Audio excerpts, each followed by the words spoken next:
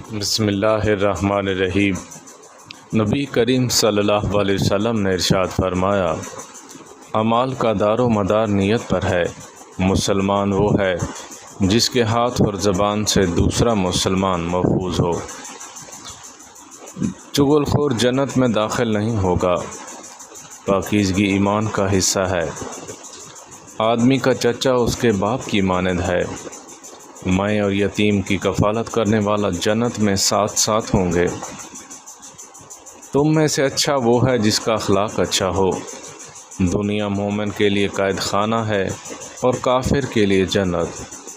جو رحم نہیں کرتا اللہ تعالیٰ بھی اس پر رحم نہیں فرماتا۔ اللہ تعالیٰ ہم سب کو عمل کرنے کی توفیق عطا فرمائے۔ وآخر دعوانا ان الحمد للہ رب العالمین۔